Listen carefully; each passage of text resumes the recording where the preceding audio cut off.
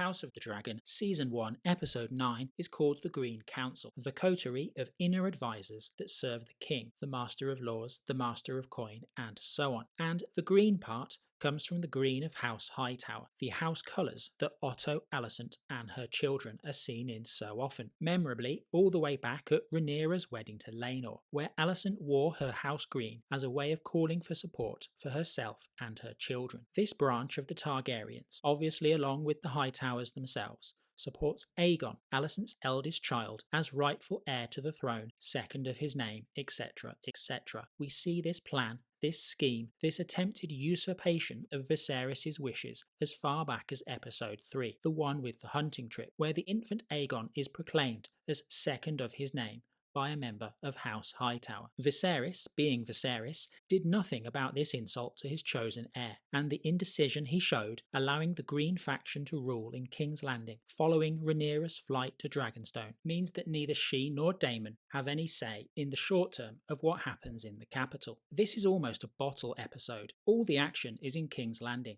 All of it is about the Greens. There's no Rhaenyra or Daemon in this episode, none of the reaction from elsewhere. It's the culmination of the Hightower scheme. We begin with the aftermath of the last episode, the quiet, lonely death of Viserys. He's found by a serving boy who tells a kitchen maid, and the message works its way to Alicent, who seeks out her father. Who knows? Otto asks. Alicent is more concerned to relay the content of her last conversation with her husband, her understanding that he wished for Aegon to be king. It's the truth, she says. The small council, the Green Council, convenes to discuss what will happen next. We have Alicent, the Queen Dowager, Otto as Hand of the King, Grand Maester Orwyle, Jasper Wilde, the Master of Laws, Tywin Lannister, the Master of Ships, Lyman Beesbury, the Master of Coin, the Lord Commander of the King's Guard, and, for some reason, Criston Cole. Otto announces the King's death, gives him the title of Viserys the Peaceful, quickly segues to stealing the throne. He reveals the final wishes. Aegon is to be king, not Rhaenyra. It's apparent that most members of the council are already on board with this, presumably from off-screen discussions. Tywin confirms his part in the plot by explaining his plans for the royal treasury. Alicent acts all shocked at everything that went on behind her back. "You've been planning," she says. This is kind of nonsense. Alicent is the mother of the Green claimant to the throne, and we the viewer are supposed to believe she had no idea that Otto would be preparing to take the throne for her son on Viserys' death. The writers treat Alicent in what I find a really frustrating way. It's a bit like the meme of a Schrodinger's feminist. When the plot needs her to be, she's a strong, powerful female character who's got her finger on the pulse. When the plot needs her to be, she's a helpless victim of the patriarchy who has no clue what the awful men around her are doing. This is the Queen of the Seven Kingdoms, the daughter of the Hand of the King. She should know about any plot to place her son on the throne, even if she didn't have any certain knowledge, even if she was excluded from those discussions. It's logical to deduce that plans would be made. This has been the scheme all along, to place someone from their own family on the throne.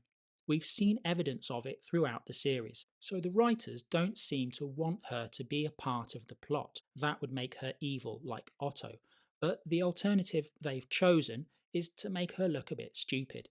In a medieval society, in a fictional universe inspired by European history, the uncomfortable truth would be that someone in Alicent's position would be in danger of becoming irrelevant. Her husband is gone, her children have all grown up and are political players in their own right. But the writers seem to have gone for this thing of centering the relationship between Alicent on the one side and Rhaenyra on the other. This worked really well for the first half of the season, but it looks increasingly untenable. She as an individual has essentially lost the Game of Thrones, while her family have won it. For example, compare the lack of authenticity of Alicent's reaction versus Lord Beesbury. Last episode, we saw Lord Beesbury is basically going a bit senile. He reacts very badly to Otto's plans, because, like Alicent, he had no idea about them. Beesbury talks about how Aegon is an imposter, how he knew Viserys longer than any of them. He talks about fealty, seizure, theft, treason, regicide, a long and emotive list of reasons why he won't support a Hightower coup. It's much more believable than Alicent's surprise. because we've seen he's a man whose time has passed, who's not part of the Green faction, he's just a holdover from earlier in Viserys' reign. Lord Beesbury is a bit of a minor character, and more thought and logic gets put into what he says and does and what happens to him than to Alicent, a supposedly main role. The poor guy gets killed, accidentally, by Criston Cole when he shoves him back down into his seat. It's a bad end, definitely, but it's better for the story as a whole than trying to keep him alive, because it shows what kind of people we're dealing with within the Green faction. The Grand Maester wants to remove Beesbury's body before the conversation continues. Otto says no, they're going to stay there while they decide what's happening next. Kind of gruesome, but I guess secrecy is a big thing. They discuss next steps, how to secure the loyalty of the Baratheons and other houses. Otto wants to end Rhaenyra, and he gives this task to the Lord Commander, who refuses and quits his job. That's the actual Green Council scene. Mostly good. The writers seem confused about how to handle the character of Alicent. To be fair, I like what they set up next for her. After the meeting is finished, Otto and Alicent discover that Aegon II, King of the Seven Kingdoms, etc., has disappeared from the Red Keep. This sets up a fun conceit. Which of Otto and Alicent can find Aegon first, and therefore set the tone for the new reign? Otto, who wants to eliminate the Blacks, or Alicent, who wants some mercy for her childhood friend? This gives Alicent a bit more agency and some stakes to invest in, so I like it. Obviously, the Queen and the Hand aren't going out to search for Aegon by themselves. Otto gives the task to the Kingsguard twins Eric and Arik, while Alicent selects her second son Aemond and Criston Cole. Let's go with the twins first. Their search takes them to very bleak places, dark alleys in Flea Bottom, where the most vulnerable fight for the entertainment of others, sharpening their teeth and nails to make the fights more interesting for people who like that sort of thing. For example, apparently the new king likes that sort of thing, who also seems to have more children than the ones with his wife.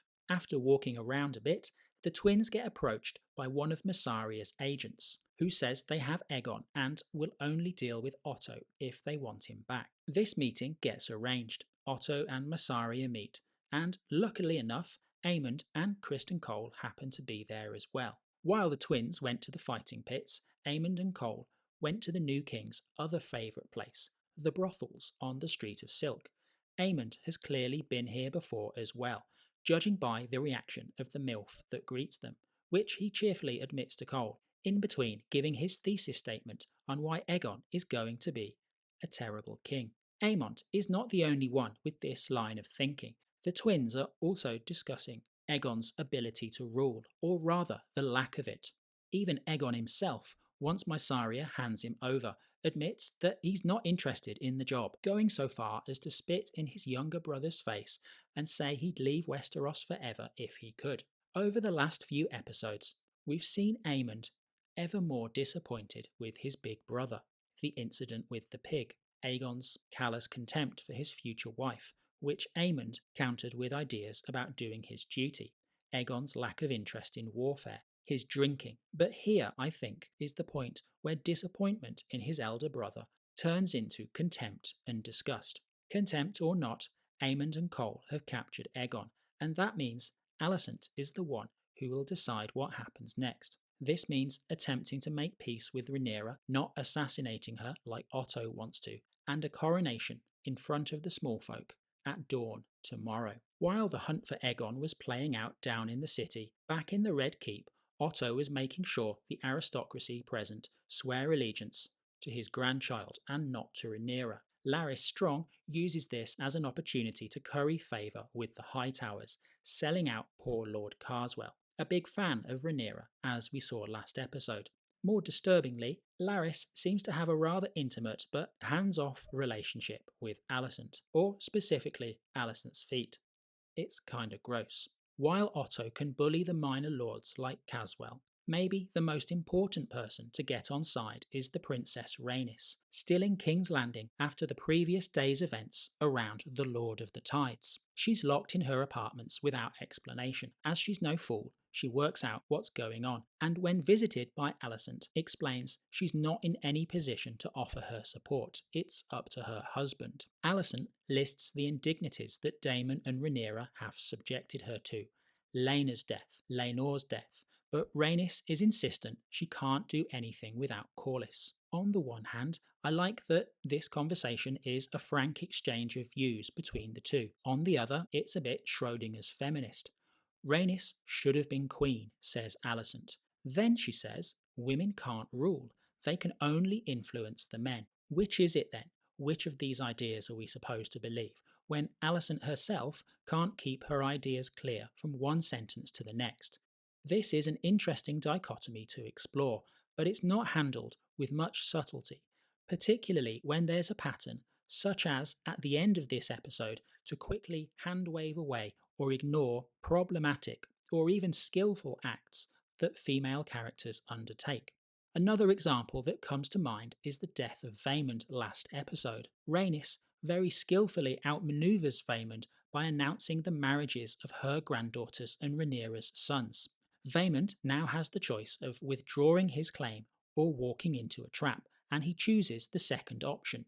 We don't see Rhaenyra express any gratitude for Rhaenys' support, which wouldn't have cost much in terms of screen time. I guess overall, I feel House of the Dragon, like modern Star Trek, has this tendency to put its female characters on a pedestal sometimes, to not really explore the consequences of what they decide to do. That can flatten the characters a bit. As a counterexample, look at Daemon. He does awful things, though at the same time we're invited to understand the good intentions, like the love for his brother, that drive him. I wish Rhaenyra or Alicent were written with the same level of complexity that Daemon gets. Let's get back to the episode. With Aegon back in the Red Keep, the next morning the coronation goes ahead, with the small folk herded like sheep to the dragon pit to witness the Greens take over. Aegon himself is miserable. He knows his father didn't want this. Otto gives the crowd the bad news. Viserys is dead. Then the good news. They have a new king.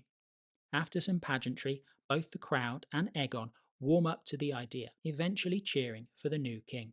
And then we come to the bad bit. Rhaenys, released from her apartments by one of the Kingsguard twins, works her way through the crowd to the dragon pit, sneaks away to mount her dragon Maelys, and suddenly appears through the floor, staring down the royal family with her dragon, and presumably killing hundreds of small folk at the same time. If not hundreds, it must be close to that. In the tradition of hand waving away bad and even good things that the women characters do, this mass deletion of the small folk is never mentioned ever again. I mean, it gets mentioned next episode, not in terms of the small folk. She does just casually exterminate a bunch of them, and no one cares. It's bizarre. It's a really strange way to end the episode. That's the Green Council. The Hightowers have used their control of King's Landing to take the throne. Next episode, we're off to Dragonstone for their reaction. Thanks for watching.